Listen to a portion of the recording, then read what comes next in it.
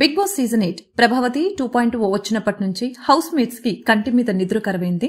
అలానే ఒంటి నిండా గాయాలతో హౌస్ మేట్స్ పరిస్థితి దీనంగా మారింది. ఇక రేపటి ప్రోమో అయితే చాలా ఇంట్రెస్టింగ్ గా, అలానే గొడవలకి, ధర్నాలకి, దెబ్బలకి, బూతులకి కేర్ ఆఫ్ అడ్రస్ గా మారింది.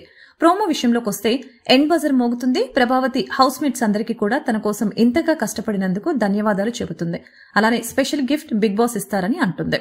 ఇక కట్ చేస్తే బిగ్ బాస్ హౌస్ మేట్స్ అందరినీ సోఫా ఏరియాలో కూర్చోమంటారు. అందరూ సభ్యులు వచ్చి కూర్చున్న తర్వాత నబిల్ ని ఇరు క్లాన్ల గుడ్ల సంఖ్య లెక్కించి విజేత ఎవరో ప్రకటించమని అంటారు. ఇక నబిల్, చీఫ్ నిఖిల్ శక్తి క్లాన్ విజేతలుగా ప్రకటిస్తారు. దాని తర్వాత బిగ్ బాస్ చీఫ్ నిఖిల్ ని అభినందిస్తారు. అలానే శక్తి క్లాన్ సభ్యుల్ని కంగ్రాచులేట్ చేస్తారు.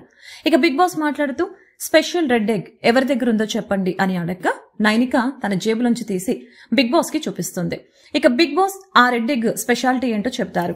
ఎవరైతే ఆ గుడ్డు లభిస్తుందో వారు చీఫ్ కంటెండర్ గా డైరెక్ట్ గా పోటీ పడటానికి అర్హత సాధిస్తారని చెబుతారు. అయితే అది శక్తి క్లాన్ దగ్గర ఉండటం వలన వాళ్ళు ఆ క్లాన్ చీఫ్ అయిన నిఖిల్ ని ఆ గుడ్డుని తమ క్లాన్ సభ్యుల్లో ఎవరో ఒకరికిచ్చి వారిని డైరెక్ట్ గా కంటెండర్ గా ప్రకటించండి అని అంటారు.